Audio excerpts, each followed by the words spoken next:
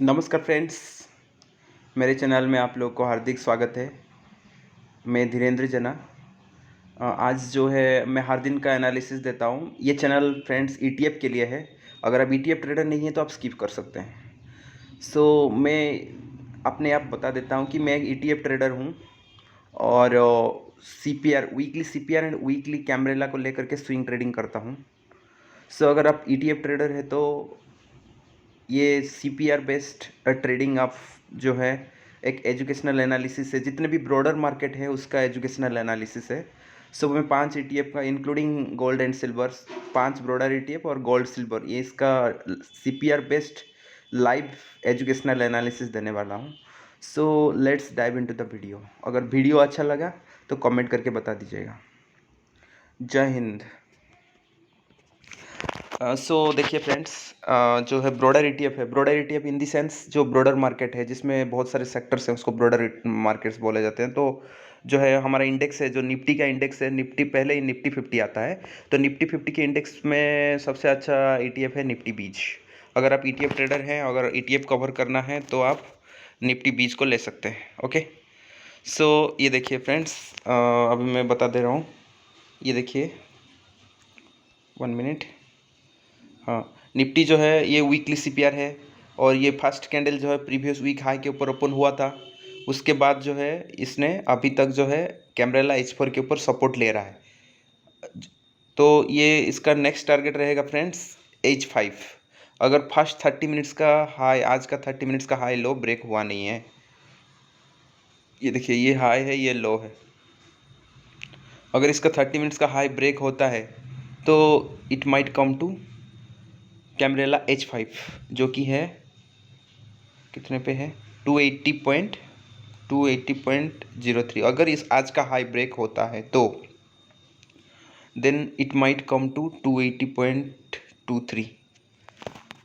और हम देखेंगे डायरेक्शनल मूविंग एवरेज क्या बता रहा है। ओके, फ्रेंड्स 20 EM को जो है मैं डायरेक्शनल इंडेक्स में मानता हूँ और ये जनरली डायरेक्शन के लिए यूज़ किया जाता है। देखिए, अभी जो है 20 मूविंग एवरेज के ऊपर सपोर्ट है, ये देखिए, लेकिन इसका रुझान जो है नीचे की तरफ आ रहा है। ये नीचे की तरफ थोड़ा रुझान है। देखिए, मैं अभी थोड़ा जूम इन कर रहा हूँ।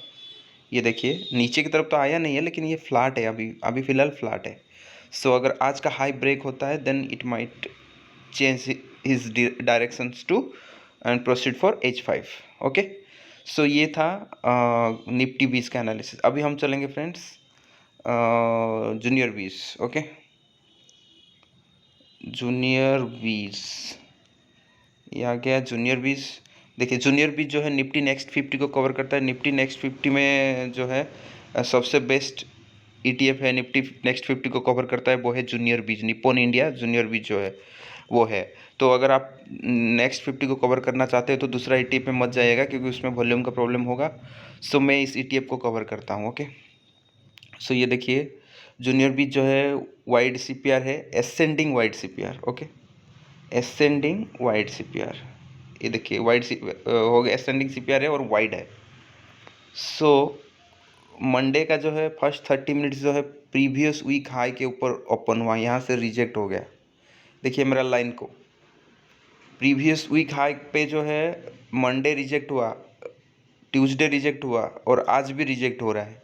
आज ब्रेकआउट होगा कि नहीं, नहीं बोल सकते, क्योंकि इसका हाई लो फर्स्ट 30 मिनट्स का हाई अगर ब्रेक हो जाता है तो देन वी विल से कि जो है प्रीवियस वीक हाई ब्रेक हो चुका है। प्रीवियस वीक हाई और प्रीवियस वीक लो बहुत इंपॉर्टेंस होता है फ्रेंड्स, उसमें ज़्यादा सपोर्ट और रेजिस्टेंस की काम हो करता रहता है। तो देखिए, 1 2 3 दिन हो गया, ये देखिए 3 दिन हो गया इस लाइन को ब्रेक नहीं कर पा रहा है। आज अगर ब्रेक करता है तो हम कंफर्म कैसे होंगे कि फर्स्ट 30 मिनट्स का हाई ब्रेक होना चाहिए, क्योंकि मैं फ्रेंड्स बताता रहता हूँ कि फर्स्ट 30 मिनट्स का high is much more importance, क्योंकि पूरे दिन का रेंज जो है वहीं से डिसाइड होता है। ओके, आज का हाई जो है अभी ब्रेक, देखिए कि लाइव मार्केट चल रहा है, अगर आज का हाई ब्रेक होता है तो then it will go up. और देखिए जो अपना डायरेक्शनल मूविंग एवरेज भी उस तरफ, मतलब थोड़ा 45 डिग्री में ऊपर जा रहा है, इसका डायरेक्शन ऊपर है, 45 डिग्री की तरफ है, तो हो सकता है यहाँ होकर के ऊपर जाएगा। नेक्स्ट आप बोलोगे कि what will be the next target. अगर आज का हाई ब्रेक होता है 30 मिनट्स का, then it might, your target will be 820.07। 820.07। तो ये फ्रेंड्स जो है ये तो एक दिन का नहीं है, पूरे हफ्ते के है। तो हो सकता है इस हफ्ते में टच भी कर सकता है, या तो इसको आधा तक H4 नहीं, प्रीवियस वीक हाई और H4 के बीच में 50% यहाँ तक भी जा सकता है। देखिए 50% अगर मैं ले लिया हूँ 812 तक भी जा सकता है इस हफ्ते में। तो नेक्स्ट हफ्ते क्या होगा पता नहीं। आज तो 13 है ना, और 2 डेज बचा हुआ है। देखिए कहाँ तक जा रहा है। अगर इसका हाई ब्रेक हो रहा है तो जा रहे हैं, अदरवाइज यहाँ पे रेंज बाउंड पड़ा है। प्रीवियस वीक हाई अभी तक ब्रेक नहीं हुआ है। सो ये था फ्रेंड्स जूनियर बीज। उसके बाद चलेंगे mid cap ETF। Mid cap को अगर आप कवर कर रहे हैं ना फ्रेंड्स, तो एक मिड कैप ETF आता है। देखिए मैं टाइप कर दूँ मिड कैप ETF, ये है मीराई एसेट्स का 150 ETF। ये सबसे अच्छा ETF होता है, इसमें वॉल्यूम अच्छा है।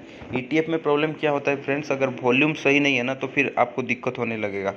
आप ऐसे छोटा मोटा ETF खरीद लोगे जिसमें वॉल्यूम नहीं है तो आप बाय तो कर लोगे, लेकिन सेलर के लिए आपको बायर चाहिए, सो आपको बायर्स मिलेगा नहीं। सो देखिए, तो इसको कवर कीजिएगा। ये 150 स्टॉक्स को कवर करेगा। मीरा एसेट्स का है, अच्छा मतलब ये है, उसका वॉल्यूम भी बहुत अच्छा है। तो जनरल मैं इसको कवर करता हूँ मिड कैप 150 के लिए। ओके, सो देखिए इसमें कल भी मैंने हर दिन एनालिसिस देता हूँ। अगर कल का वीडियो चाहिए तो आप देख सकते हैं, कुछ लर्न कीजिए। अगर आप बिगिनर है तो आपको थोड़ा लर्न मिलेगा। तो ये देखिए, अब थोड़ा मिनिमाइज कर रहे हैं।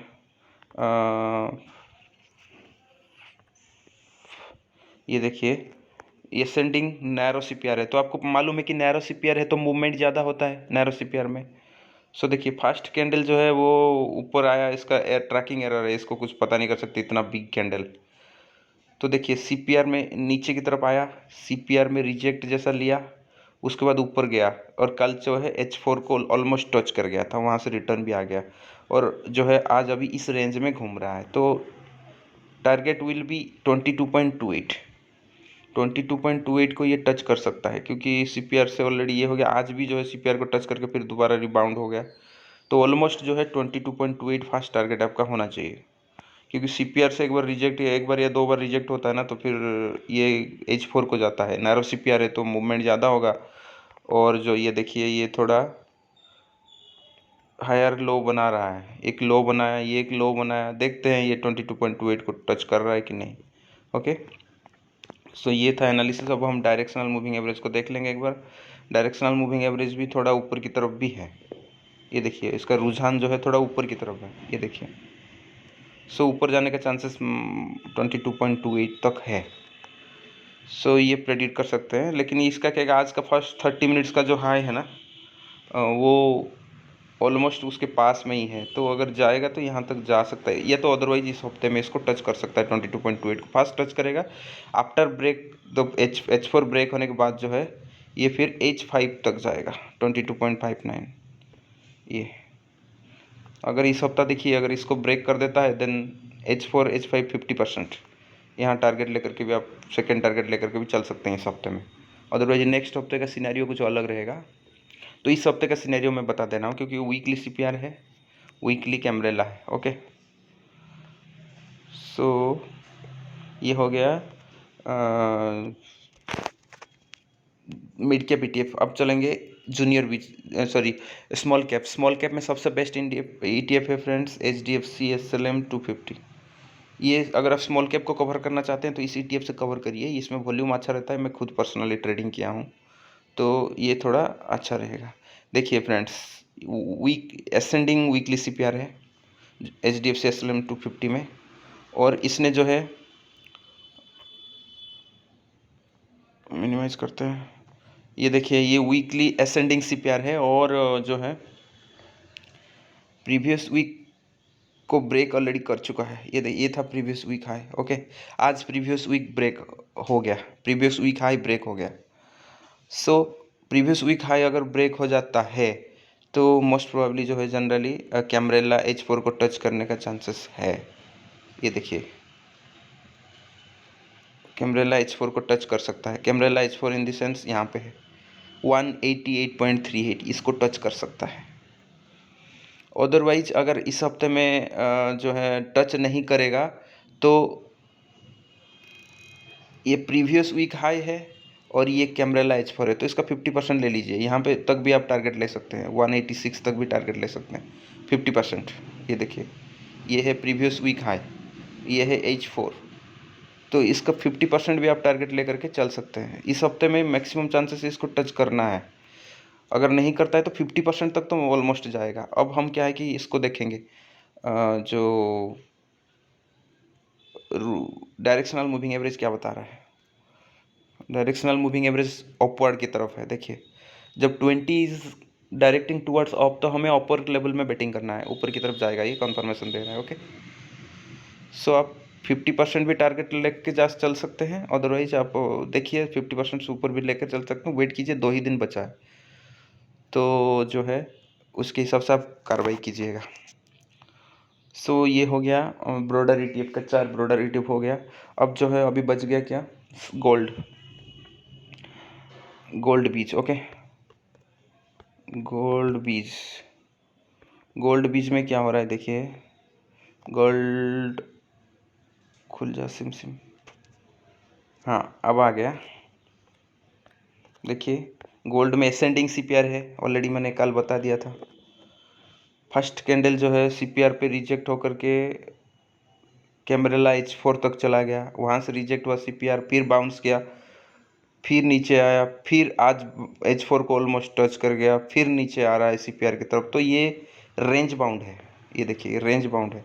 मूवमेंट कब होगा, जब ये H4 ब्रेकआउट हो जाएगा। Okay, then target will be H5। So H4 breakout होने के लिए अभी तो कंसोलिडेशन कर रहा है। ओके, ये देखिए, और प्रीवियस वीक हाई भी यहाँ पे है, ऑलमोस्ट प्रीवियस वीक हाई, और H4 जो है आसपास में ही है। सो ये दोनों का जो मूवमेंट होगा, जो ब्रेकआउट होगा तब मूव होगा। और देखिए फ्रेंड्स, नैरो CPR है, CPR नैरो तो नहीं है, ऑलमोस्ट ठीक ठाक CPR है, मूवमेंट हो सकता है। लेकिन क्या है कि जब H4 ब्रेक होगा तब हम उम्मीद कर सकते हैं कि 61.26 तक आ सकता है। ये देखिए, ये पूरा फंसा हुआ है, ये प्रीवियस वीक हाई और ये H4 जो है सिमिलर है, आसपास है। सो इसको ब्रेक होने के बाद जो है 61.26 को जाएगा। सो अभी तक तो रेंज बाउंड है गोल्ड, इसमें कुछ करना नहीं है। आज भी लग रहा है ऐसे रेंज बाउंड में दिन निकाल लेगा।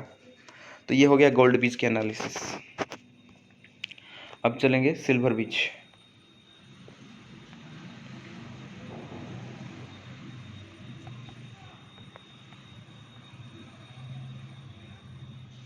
फ्रेंड्स, ऑन हो गया सिल्वर बीच, अभी ओपन हो रहा है। देखिए, सिल्वर बीच में क्लियर कट जो है नैरो CPR है, वो असेंडिंग CPR है। ये देखिए, असेंडिंग CPR, वीकली CPR और नैरो CPR है, तो ज़्यादा मूव होगा। सो देखिए, ये ज़्यादा मूव होगा इन द सेंस, इसने फर्स्ट गैप अप खुल गया, उसके बाद प्रीवियस वीक हाई ये है, और प्रीवियस वीक हाई और H4 को ब्रेक कर दिया, तो next target will be H5। Okay, लेकिन H5 तो गया नहीं फ्रेंड्स, इसने H4 और H5 50% से, देखिए ये है H5, ये है H4 कैमरेला वीकली, तो ये है 50%। ये लाइन, ये 50% लाइन को टच करके इसने रिटर्न आ गया दोबारा H4 को, H5 को टच किया ही नहीं। तो अगर H5 होल्ड कर रहा है, दोबारा H4 में ये सपोर्ट ले रहा है, अगर H4 होल्ड कर जाएगा then it might come to 84.5 on H5, क्योंकि H4 और H5 की 50% में ये रुक गया है। ओके, और गया ही नहीं पूरे हफ्ते। देखो, पूरे हफ्ते में वहीं पे रेंज बाउंड, गोल्ड और सिल्वर रेंज बाउंड है। अभी फिर से H4 को आया, ट्राई किया बहुत बार। देखो, पहले दिन तो चला गया यहाँ तक, उसके बाद जो है सेकेंड डेज में यहाँ, उसके बाद रिबाउंड हुआ, थर्ड डेज में भी वहीं टाइम पास हो गया, मतलब उस टाइप का हो गया, वहीं घूम रहा है। ये देखिए, ये H4 पे सपोर्ट ले रहा है, स्ट्रॉन्ग सपोर्ट ले रहा है। ओके, अगर H4 ब्रेक होगा तो then it will come to CPR, या तो इस हफ्ते का जो लो है यहाँ तक भी आ सकता है, ये इस हफ्ते का लो, इस हफ्ते का लो, अगर ये H4 ब्रेक हो जाता है तो। अगर H4 सस्टेन कर रहा है सिल्वर में तो इट विल कम टू 84.51। तो ये बेसिकली फ्रेंड्स ये है प्रेडिक्शन। और फ्रेंड्स, ये जो गोल्ड और सिल्वर है ना, इसमें प्रेडिक्ट करना बहुत टफ होता है, क्योंकि ये क्या है कि इंटरनेशनल मार्केट के ऊपर चलता है। अब रात को मान लो इंटरनेशनल कहीं गैप अप हो गया, गैप डाउन हो गया, तो हमारा भी उसके हिसाब से चलेगा, हमारा कोई टेक्निकल काम करता नहीं है, क्योंकि ट्रैक तो उसी को ही करता है ना, जो है गोल्ड और सिल्वर को, उनकी इंटरनेशनल मार्केट प्राइस को। सो इसमें टेक्निकली उतना चलता नहीं है। आप जैसे ही देखोगे इंटरनेशनल मार्केट जो फ्यूचर है उसके हिसाब से ये अडोप्ट होता रहता है। लेकिन हम क्या है कि एजुकेशनल पर्पज़ के लिए हम सीखेंगे इसको कि है दूसरे हमारा ETF में कोई यूज़ कर सकते हैं। और फ्रेंड्स, बता देता हूँ कि ETF में मालूम है कि ETF में कितना सेफ स्ट्रेटेजी होता है। ETF में आप जो है बड़े अमाउंट मार्जिन के साथ लेकर के भी ट्रेडिंग कर सकते हो अगर आपको कुछ थोड़ा बहुत टेक्निकल आता है। सो अगर CPR बेस्ड वीकली टेक्निकली आपको चाहिए 1% 2% जो है स्विंग करता रहता हूँ मैं CPR बेस्ड। सो 1-2% आपको मिल ही जाएगा। अगर नैरो CPR किसी में है चेक करके आपने वीकली CPR नैरो है, जनरली ये सब वीकली CPR है फ्रेंड्स। 30 मिनट्स की कैंडल है, 30 मिनट्स में स्विंग अच्छा होता है। सो अगर आप वीकली CPR किसी में नैरो देख करके अगर मूवमेंट को कैप्चर करना चाहेंगे ना, तो जो ETF में नैरो CPR है उसमें आपको 1-2% जो है मूव मिलता ही है, अगर टेक्निकली अगर आपको कुछ नॉलेज है। अदरवाइज अगर आप बैठना है पोजिशनल या स्विंग 2-3 महीना बैठना है तो भी ETF में अच्छा खासा आपको प्रॉफिटेबल रहेगा। आप स्टॉक से तो लाखों गुना बेटर है, क्योंकि स्टॉक्स में उतना पैसा फंसेगा। जब आप प्रॉफिट निकालोगे बुल मार्केट में, लेकिन जब बियर मार्केट आएगा ना तो स्टॉक्स आपको ऐसे फंसाएगा कि आप मतलब जो है नानी याद करवा देगा, जो बोलते हैं ना। तो ETF सबसे सेफ स्ट्रेटेजी है। तो सारे सेक्टर के अच्छा अच्छा ETFs है। तो अगर अगर आप कवर करना, मैं कवर नहीं कर रहा हूँ, क्योंकि अगर आप कमेंट करके बताओगे तो वो सब कवर करेंगे, सारे सेक्टर का अच्छा अच्छा ETF और CPR बेस्ड एनालिसिस देंगे। अगर आपको कोई इस पर CPR बेस्ड सीखना है तो आप मेरे वीडियो को आप देख सकते हैं। रेगुलर बेसिस में लाइव मार्केट देता रहता हूँ मैं प्रेडिक्शन। ये प्रेडिक्शन है फ्रेंड्स, और I am not a SEBI registered, disclaimer, I am not a SEBI registered, this is only for educational purpose. तो आप सीखिए, यहाँ से लर्न कीजिए, उसके बाद आप अपना केस लेके जो है ट्रेड कर सकते हैं। So thank you. वीडियो कैसा लगा कमेंट करके बताइएगा। Thank you so much. जय हिंद।